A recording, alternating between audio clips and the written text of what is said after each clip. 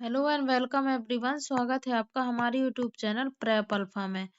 तो आज है 16 जनवरी 2026। तो आइए आज के इस वीडियो में हम टॉप 45 करंट अफेयर्स के क्वेश्चंस डिस्कस करते हैं। तो स्टार्ट करते हैं वीडियो। सबसे पहला क्वेश्चन है, हाल ही में देश का पहला ग्रामीण बैंक कौन सा बना है जिसने सौर ऊर्जा से चलने वाली एटीएम वैन शुरू की है? तो त्रिपुरा ग्रामीण बैंक। त्रिपुरा ग्रामीण बैंक ने दूर-दराज ग्रामीण इलाकों में बैंकिंग सेवाएं पहुंचाने के लिए देश की पहली सोलर एनर्जी आधारित एटीएम वैन शुरू की है। इस नवाचार के लिए बैंक को स्कॉच सिल्वर अवार्ड भी मिला है। भारत का पहला ग्रामीण बैंक कौन था? प्रथमा ग्रामीण बैंक 1975 में बना था मुरादाबाद में। भारत का पहला फ्लोटिंग एटीएम कहाँ खुला था? तो एसबीआई ने खोला था और केरल 2004 में। भारत का पहला यूपीआई एटीएम तो हिताची पेमेंट सर्विसेज ने खोला था।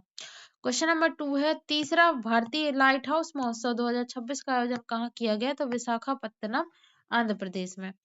9 से 10 जनवरी 2026 को विशाखापत्तनम के एमजीएम बीच पार्क में तीसरा लाइट हाउस महोत्सव आयोजित हुआ। इसका उद्घाटन पूर्व उपराष्ट्रपति एम वेंकैया नायडू ने किया। पहला जो लाइट हाउस फेस्टिवल था वो 2023 में गोवा में आयोजित हुआ था, और जो दूसरा लाइट हाउस फेस्टिवल था वो कि 2024 में पुरी उड़ीसा में आयोजित हुआ था। इस बार जो आयोजक हैं, आयोजक मंत्रालय पत्तन पोत परिवहन और जलमार्ग मंत्रालय है। क्वेश्चन नंबर 3 है, हाल ही में दिवंगत देविंदर सिंह गर्चा का संबंध किस खेल से था? तो हॉकी से। 1980 मॉस्को ओलंपिक में भारत को स्वर्ण पदक दिलाने वाली हॉकी टीम के सदस्य देविंदर सिंह गर्चा का 73 वर्ष की उम्र में निधन हो गया है। उन्होंने उस ओलंपिक में 8 गोल किए थे। ध्यानचंद पुरस्कार की स्थापना 2002 में हुई थी, और मेजर ध्यानचंद खेल रत्न पुरस्कार भारत का सर्वोच्च खेल सम्मान माना जाता है। नेक्स्ट क्वेश्चन नंबर 4 है, राष्ट्रमंडल देशों के स्पीकरों और पीठासीन अधिकारियों का 28वां सम्मेलन कहाँ हुआ है? तो नई दिल्ली में। यह सम्मेलन 14 से लेकर के 16 जनवरी 2026 को आयोजित हुआ, जिसकी अध्यक्षता लोकसभा अध्यक्ष ओम बिरला ने की। उद्घाटन प्रधानमंत्री नरेंद्र मोदी ने किया। कॉमनवेल्थ सदस्य देश हैं 56, और 2026 कॉमनवेल्थ गेम्स ग्लासगो स्कॉटलैंड में प्रस्तावित है, और 2030 के कॉमनवेल्थ गेम्स अहमदाबाद भारत में प्रस्तावित हैं। नेक्स्ट क्वेश्चन नंबर 5 है, हाल ही में भारतीय सेना दिवस 2026 की भव्य परेड कहाँ आयोजित की गई? तो जयपुर राजस्थान में। भारतीय सेना दिवस हर वर्ष 15 जनवरी को मनाया जाता है। वर्ष 2026 का सेना दिवस विशेष है क्योंकि पहली बार सेना दिवस परेड किसी छावनी कैंटोनमेंट के बाहर सार्वजनिक क्षेत्र में आयोजित की गई है। यह परेड जयपुर में हुई, जो सेना और नागरिकों के बीच संबंधों को और मजबूत करने की दिशा में एक ऐतिहासिक कदम है। सेना दिवस का महत्व। 15 जनवरी 1949 को जनरल के एम करियप्पा भारतीय सेना के पहले भारतीय कमांडर इन चीफ बने, और इसका उद्देश्य था कि सैनिकों के साहस, अनुशासन और बलिदान को सम्मान। पहली बार कैंटोनमेंट के बाहर सार्वजनिक आयोजन इस बार जयपुर में हो रहा है। नेक्स्ट क्वेश्चन नंबर 6 है, हाल ही में नीति आयोग के निर्यात तैयारी सूचकांक ईपीआई 2024 में किस राज्य ने तमिलनाडु के पीछे छोड़ा है? तो नीति आयोग द्वारा जारी एक्सपोर्ट प्रिपेयर्डनेस इंडेक्स ईपीआई 2024 में महाराष्ट्र ने निर्यात प्रदर्शन और तैयारी के मामले में तमिलनाडु को पीछे छोड़ दिया है। यह सूचकांक राज्यों और केंद्र शासित प्रदेशों की निर्यात क्षमता, नीतिगत ढांचे और व्यापार अनुकूलता का आकलन करता है। ईपीआई जारी कौन करता है? तो नीति आयोग, जिसका उद्देश्य राज्यों की निर्यात प्रतिस्पर्धा को बढ़ाना। यह सूचकांक एफटीए और वैश्विक व्यापार अवसरों के संदर्भ में ताकत और कमियां दर्शाता है। नेक्स्ट क्वेश्चन नंबर 7 है, हाल ही में वित्त मंत्रालय ने सीजीएचएस लाभार्थियों के लिए कौन सी वैकल्पिक स्वास्थ्य बीमा योजना लॉन्च की है? तो परिपूर्ण मेडिक्लेम आयुष बीमा। केंद्रीय वित्त मंत्रालय ने सीजीएचएस केंद्रीय सरकारी स्वास्थ्य योजना के लाभार्थियों के लिए परिपूर्ण मेडिक्लेम आयुष बीमा शुरू की है। यह योजना मौजूदा सीजीएचएस सुविधाओं को पूरक बनाते हुए अस्पताल में भर्ती से जुड़े खर्चों के लिए बेहतर कवरेज प्रदान करती है। योजना की प्रकृति वैकल्पिक लाभ है, बेहतर सीमा, बेहतर बीमा कवरेज, लचीले प्रीमियम विकल्प, और उद्देश्य इसका बढ़ती चिकित्सा लागत से वित्तीय सुरक्षा। नेक्स्ट क्वेश्चन है, हाल ही में जारी आंकड़ों के अनुसार 2025 में भारत का चीन के साथ व्यापार घाटा कितने रिकॉर्ड स्तर पर पहुंच गया है? तो 116.12 अरब डॉलर। जनवरी 2026 में जारी चीनी सीमा शुल्क आंकड़ों के अनुसार वर्ष 2025 में भारत चीन व्यापार घाटा बढ़कर 116.12 अरब डॉलर हो गया है। हालांकि इस दौरान भारत के चीन को निर्यात में वृद्धि हुई है, लेकिन आयात पर अत्यधिक निर्भरता के कारण घाटा रिकॉर्ड स्तर पर पहुंच गया है। व्यापार घाटा निकाला जाता है आयात माइनस निर्यात करके। चिंता का विषय इसलिए है क्योंकि चीन से उच्च आयात निर्भरता है।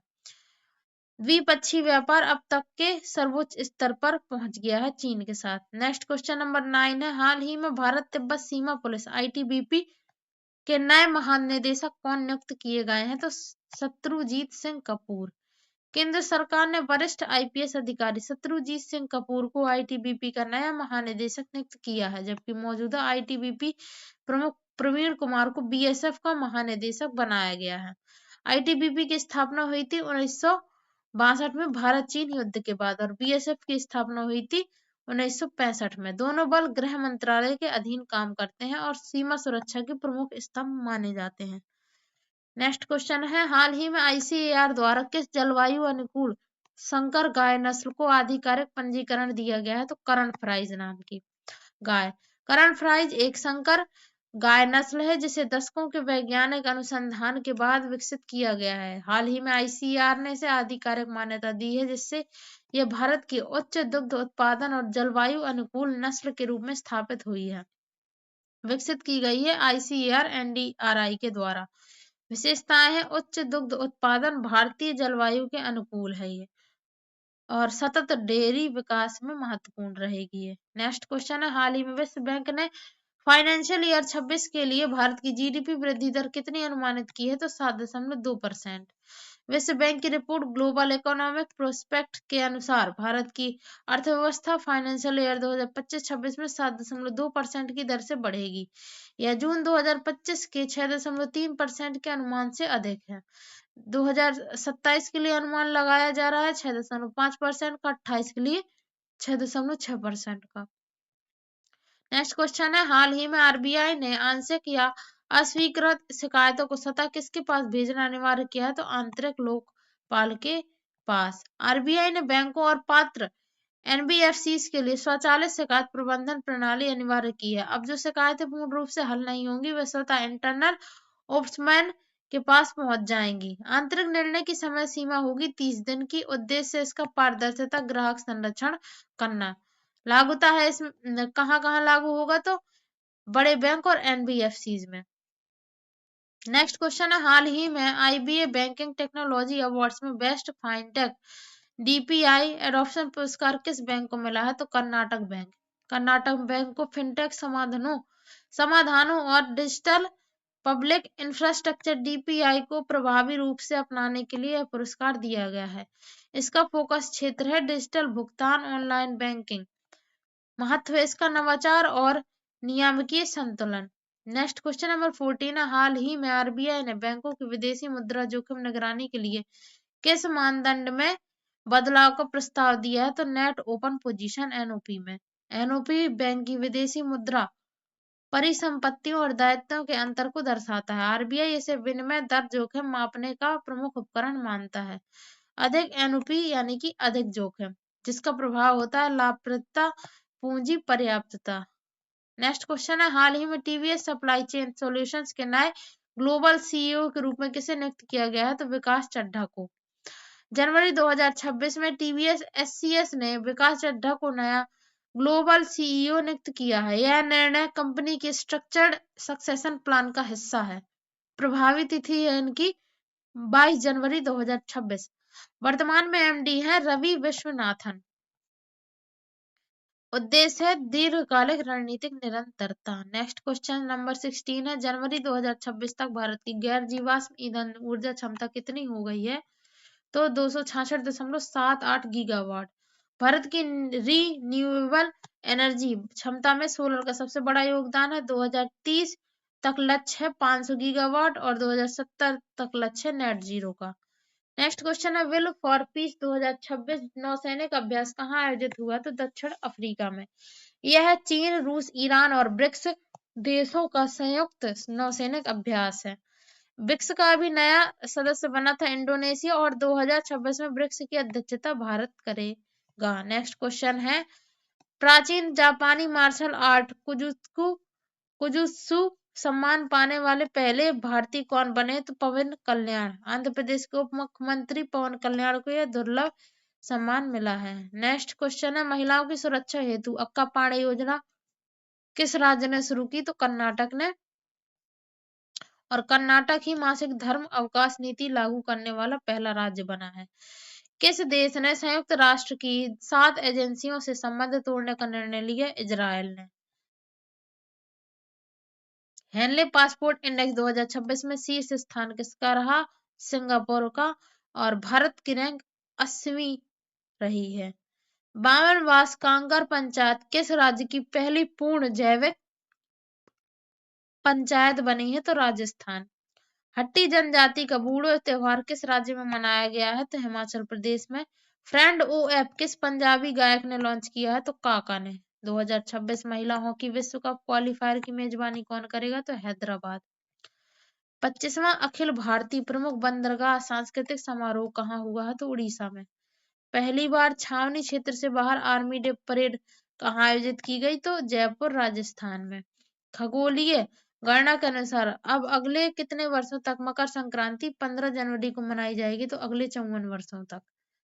राष्ट्रमंडल देशों के स्पीकरों और पीठासीन अधिकारियों के सम्मेलन कोस्पो के 28वें संस्करण का उद्घाटन किसने किया? तो पीएम नरेंद्र मोदी ने। बढ़ती महंगाई और हिंसक प्रदर्शनों के कारण भारत ने किस देश के लिए रेड अलर्ट जारी किया? ईरान के लिए। आरबीआई गवर्नर के अनुसार पिछले 6 महीनों में भारत को कितना एफडीआई प्राप्त हुआ है? तो 51 अरब डॉलर का, यानी कि 4.5 लाख करोड़ रुपए। भारत ने पहली बार किस दक्षिण अमेरिकी देश से कच्चा तेल खरीदा है? तो इक्वाडोर से लगभग 20 लाख बैरल खरीदा है। 2026 की दुनिया की सबसे शक्तिशाली पासपोर्ट रैंकिंग में भारत कौन से स्थान पर रहा? 80वें स्थान पर। और सिंगापुर टॉप पे रहा। 2000 साल पुरानी तकनीक से बना भारतीय नौसेना को कौन सा जहाज पोरबंदर से ओमान पहुंचा? तो जहाज करेन।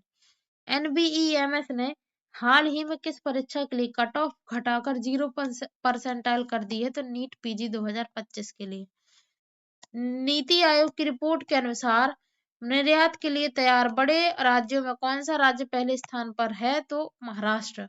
उत्तर प्रदेश सरकार ओडीओपी की तर्ज पर कौन सी नई योजना शुरू करने जा रही है? तो एक जिला एक व्यंजन ओडीओसी योजना। हरियाणा सरकार ने ईडब्ल्यूएस आरक्षण के लिए वार्षिक आय सीमा बढ़ाकर कितनी कर दी है? तो 8 लाख। सुप्रीम कोर्ट के अनुसार क्या हिंदू विधवा बहू को ससुर की संपत्ति से भरण पोषण का अधिकार है? तो हाँ। आईसीसी की ताजा रैंकिंग में 5 साल बाद फिर से नंबर 1 वनडे बल्लेबाज कौन बने हैं? तो विराट कोहली। आरबीआई के नए नियमों के अनुसार हर बैंक और एनबीएफसी में क्या अनिवार्य किया गया है? तो आंतरिक लोकपाल। केंद्र सरकार ने सरकारी कर्मचारियों के लिए कौन सा नया बैंकिंग बीमा पैकेज लॉन्च किया है? तो composite salary account package. SBI ने हाईटेक बैंकिंग और ऑनलाइन केवाईसी के लिए क्या लॉन्च किया है? तो यूनो 2.0 ऐप। किस राज्य में 2 पहिया वाहन खरीदने पर 2 हेलमेट लेना अनिवार्य कर दिया गया है? तो उत्तर प्रदेश। एशियन गेम्स 2026 में क्रिकेट मुकाबले कब से शुरू होंगे? तो 17 सितंबर 2026 से। ये थे आज के हमारे टॉप करंट अफेयर्स के क्वेश्चंस। आई होप आपको वीडियो पसंद आया होगा। पसंद आया हो तो लाइक करें, शेयर करें एंड चैनल को भी सब्सक्राइब जरूर कर लें ताकि डेली करंट अफेयर्स के वीडियो आप तक पहुंच पाए। पढ़ाई करते रहिए। All the very best.